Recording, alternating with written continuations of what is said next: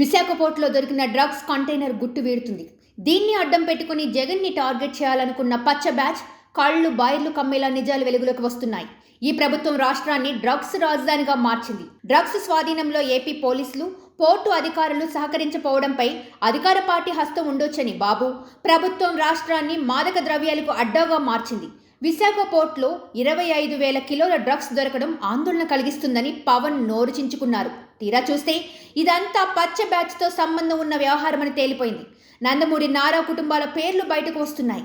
Drugs రాకెట్లో Kotaiah Chowdary, వీరభద్రరావులకు ఆయా కుటుంబాలకు ఉన్న సత్సంబంధాలు బయటపడుతున్నాయి. పురంధేశ్వరి కుమారుడు, సమీప బంధువు ప్రసాదరావులతో కలిసి సంధ్య అక్వా కంపెనీ ఏర్పాటైందని తెలుస్తుంది. దీనికి తోడు లోకేష్ తోడల్లుడు గీతం భరత్ కుటుంబంతోనూ వీరభద్రరావుకు సన్నిహిత సంబంధాలు బయటపడ్డాయి. టీడీపీ నేతలు దామచర్ల సత్య, లావు శ్రీకృష్ణదేవరాయలతో కోటయ్య చౌదరి పూర్తి సాన్నిహిత్యం ఉన్నట్లు తెలుస్తుంది. దామచర్ల సత్య టీడీపీ అధినేత చంద్రబాబుకి అత్యంత ఆప్తుడు. ఇక ఈ కేసులో నారా లోకేష్ చంద్రబాబుకి నేరుగా సంబంధం ఉండే అవకాశం ఉందని అంటున్నారు. అందుకే తమకు సంబంధం లేనట్లు ముందే ట్వీట్లు చేశారు. అయితే అసలు గుట్టు బయటపడుతుంది.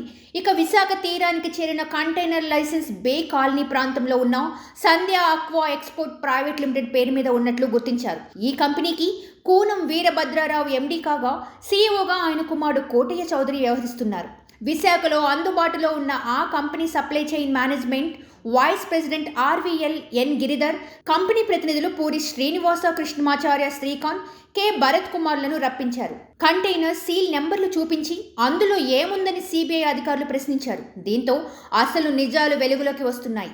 రొయ్యల మేతలో వాడే ఈస్ట్ను తొలిసారి బ్రెజిల్ నుంచి ఆర్డర్ ఇచ్చాం.